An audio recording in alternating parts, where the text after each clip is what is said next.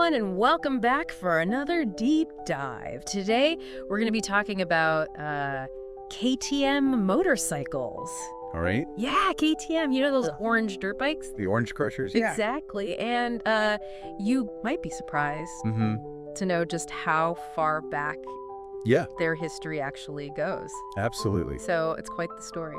Yeah, and for our source today, Okay. we're using an episode of the Moto Car Podcast called KTM, A History of Speed and Adventure. Great podcast. And it's a great one, yeah. Yeah. So to kick things off, did you know that KTM actually started way back in 1934? Wow. That's before World War II even began. Yeah, that's before the war, yeah.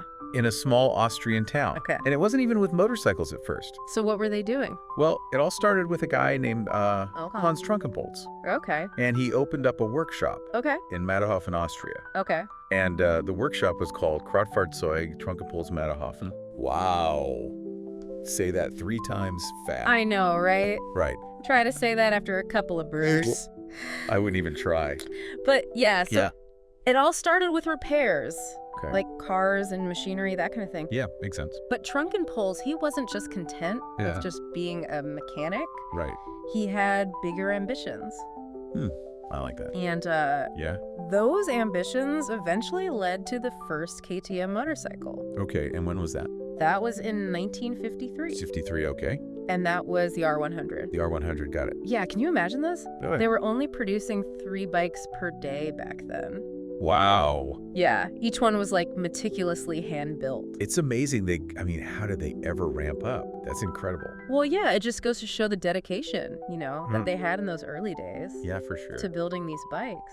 It's amazing. And speaking of building the bikes, they didn't actually start out as KTM. It was just Kraftfahrzeug Trunkenpolz Matterhofen. Got it. But then a guy named Ernst Kronreich, he partnered with Trunkenpolz. All right. And that's where that KTM comes from. I see. So he added his name into it. Exactly, yeah. So it became Kronreich and Trunkenpolz Matterhofen, or KTM. Yeah. Okay. And this was in the 1960s. Right.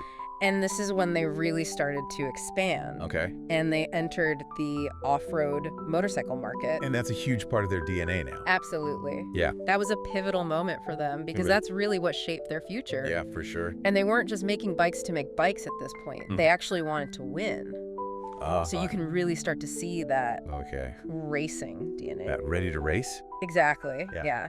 And then in 1974, they launched the GS 125 Enduro, which was a really popular and influential off-road model. Oh, cool. Yeah, it really helped to solidify their place in that off-road market. Nice. But, things weren't always easy for KTM. I would imagine. Yeah, so in the 1980s, they actually faced some serious challenges. What kind of challenges? Like financial struggles, increased competition. Makes sense, yeah. And it really forced them to diversify. Okay. So can you believe this? They actually started making bicycles and radiators. Oh, really? And mopeds. That's interesting. Just to try to stay afloat. So to keep the lights on, basically. Exactly. Yeah. This period could have been the end for KTM. Yeah, I bet. But their resilience really shined through. That's amazing. And then in 1992, a guy named Stefan Purer, he took over as the CEO. Right. And this marked the beginning of KTM's transformation into the powerhouse that we know today. So he must have been a real visionary leader. Absolutely. Wow. He was the one who really saw the potential of what KTM could become. Yeah, that's amazing. Yeah, so we're going to dive deeper into Stefan Purer's influence and everything in the next part of this series. Sounds good. Welcome back, everybody, to part 2 of our KTM deep dive. All right, let's get back into it. Yeah, so last time we left off with KTM kind of poised to take over the world. Yeah, they were on a roll, it sounded like. Exactly, and they had weathered the storms, they had brought in new leadership, they were expanding into new markets, so like... all the pieces in place? All the pieces were there, so what was it about KTM that really allowed them to stand out from the competition? Well, I think it's a couple of things. Okay. One, their focus on performance, particularly in the off-road segment. Right. Their dirt bikes have this reputation for being incredibly rugged and able to handle anything. It's not just marketing fluff either. No. When they say ready to race, Exactly. they mean it. Yeah, you can feel it in the design and the engineering. Yeah. Their whole brand image is about performance. Yeah, absolutely. And they back it up, too. Right. With their involvement in motorsports. Exactly, like the Dakar Rally. The Dakar, yeah. They've dominated that for years. Dude, yeah, which is crazy. It gives them serious street cred. Absolutely. You know, when you can survive something like the Dakar Rally. Yeah, if you can survive that, you can survive anything. Exactly. Yeah. And it just adds that layer of authenticity to the brand. Oh, for sure, yeah. You know that these bikes can really perform under pressure. It's a great marketing tool as well. Yeah. Right. Like, when potential buyers see that, they know It's a testament that it can handle anything they throw at it. to their durability. Absolutely. And it's not just about performance. No, you're right. It's also about style. It's a style, yeah, for sure. You can spot a KTM a mile away. from a mile away. Yeah, with that bright orange. Yeah, and the sharp lines, Mm-hmm. those aggressive angles, Yeah, they've got a very distinctive look. and that orange. That orange. It just screams, look at me. He says, hey, I'm ready to have some fun. I want to go fast. Yeah, it just evokes this sense of energy and boldness. Yeah, absolutely. Maybe even a little bit of rebellion. Yeah, for sure. There's a very strong visual identity, and it resonates. It does. Yeah, with a certain type of rider. It's one who doesn't want to blend in. Exactly. They want to stand out. Yeah, they want to stand out from the crowd. They want to, Embrace adventure. embrace adventure. Yeah. And they want a bike that reflects that. A bike that reflects their personality. Yeah. And I think that's another big part of KTM's success. Mm-hmm. It's not just about selling a product. Right. It's about selling a lifestyle. It's a community. Yeah. It's a tribe of riders A community, a tribe. who share that same passion for pushing limits. Exactly. Yeah. Yeah. And they do a great job of cultivating that. Yeah, they do. Through their marketing and social media. Through their marketing, Yeah. social media presence. Absolutely, yeah. They showcase the experiences Yeah. of their riders, Mm-hmm. and they really make you feel like Yeah, you're part of something bigger. like you're part of the family, Yeah, the KTM family. exactly. Yeah, It's a brilliant strategy. it is. It's Yeah. very smart. But let's not forget about another key ingredient Okay. in the KTM secret sauce, What's that? and that is innovation. Innovation, yes. From early on. Okay. They've been pioneers In what way? when it comes to technology. For Okay. example, Okay. they were one of the first manufacturers to really embrace liquid-cooled two-stroke engines. Oh, that's interesting. Yeah, and for those who don't know, Right. that basically meant more power and less weight. Which is huge. Huge, Especially for performance. for a company that really prides themselves on performance. And they didn't stop there. So what else did they do? They kept pushing the boundaries All right. with things like traction control systems Oh, cool. and ride-by-wire technology.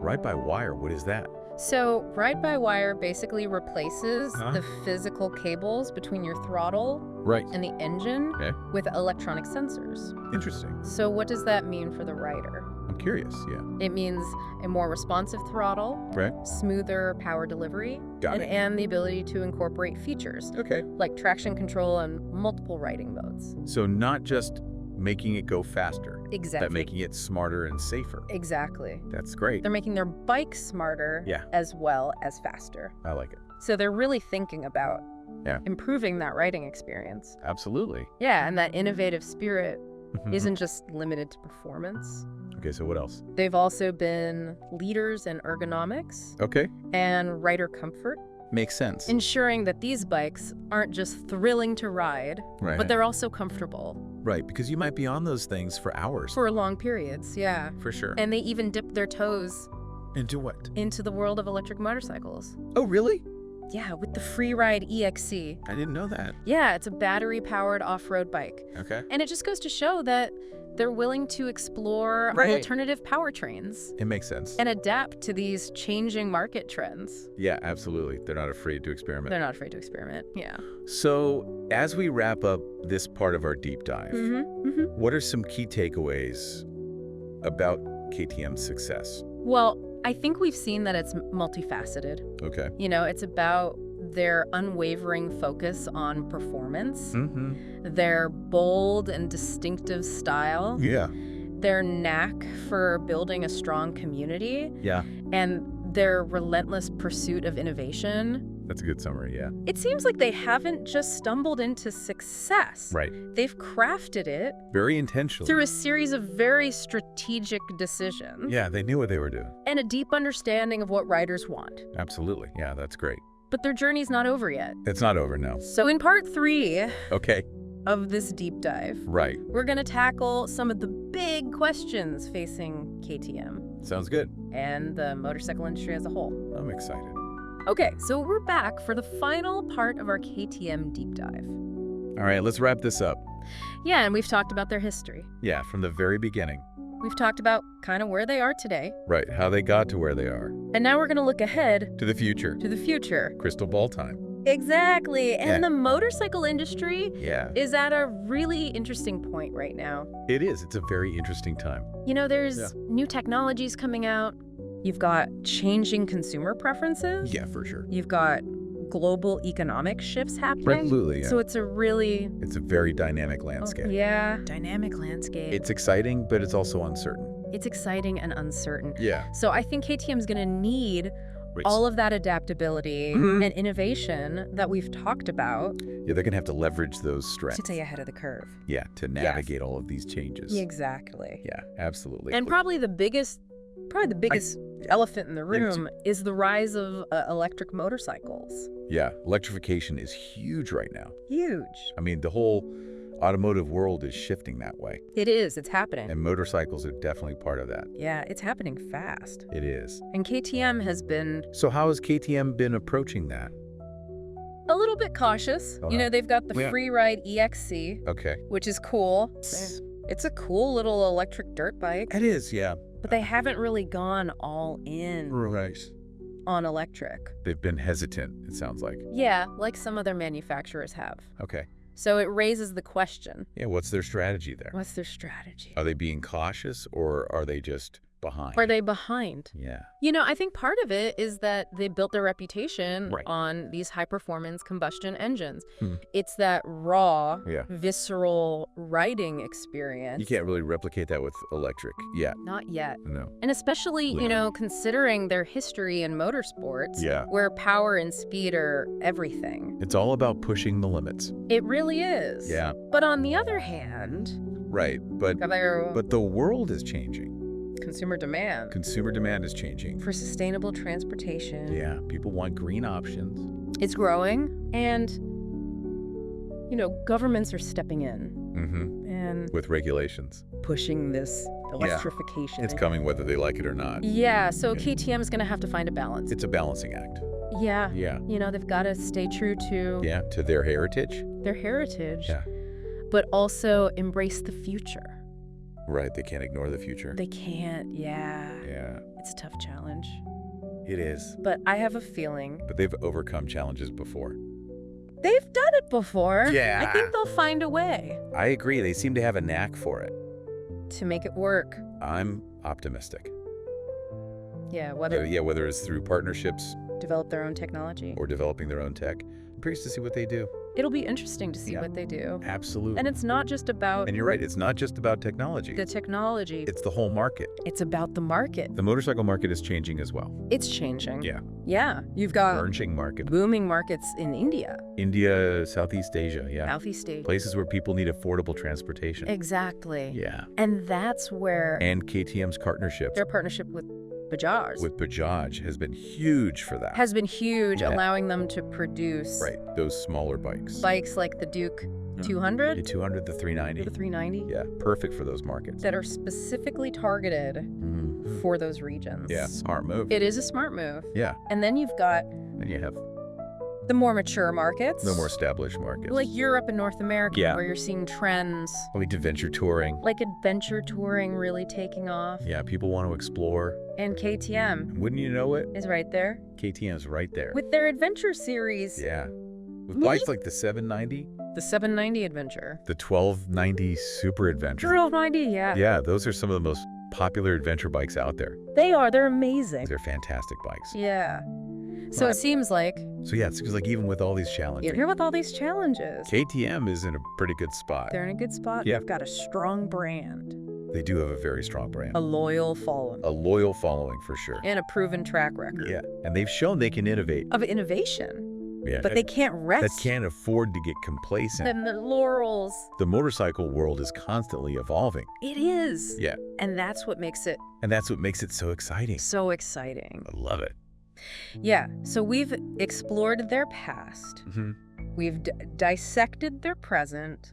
We've looked at where they are today. And we've looked ahead. To the future. To a future. It's a bright future, I think. Filled with possibilities. Yeah, absolutely. And I think what we've learned from KTM's story is that success is a journey. It's not a destination. Not a destination. It's about constant evolution. Yeah. Constant adaptation. Pushing the limits. Pushing the limits. Yeah. Of what's possible. That's a great takeaway. And that's something that goes beyond just more than just motorcycles. Yeah, it's a life lesson. You know, whether you're an entrepreneur, a musician, an artist. Yeah. You know, anyone who wants to achieve something. Who's passionate about pursuing their dreams. Yeah, it's about having that drive that KTM has. A great example of what can be achieved. When you have that relentless pursuit of excellence. When you never stop innovating. When you never stop pushing the boundaries. Oh. It's been a pleasure. Really enjoyed this deep dive. Yeah, this has been a fantastic deep dive. Yeah. And who knows what the next chapter knows what the future holds for KTM. Yeah, maybe they'll conquer electric. Maybe electric. Maybe they'll find some new market we haven't even thought of yet. Exactly. It's exciting to think about. Yeah, it's an exciting time to be It is. a motorcycle enthusiast. Absolutely. So thanks for joining us. Yes. Thank you, everyone, for listening. For this KTM deep dive. And keep the wheels turning. Keep those wheels turning. Always keep exploring. And we'll see you next time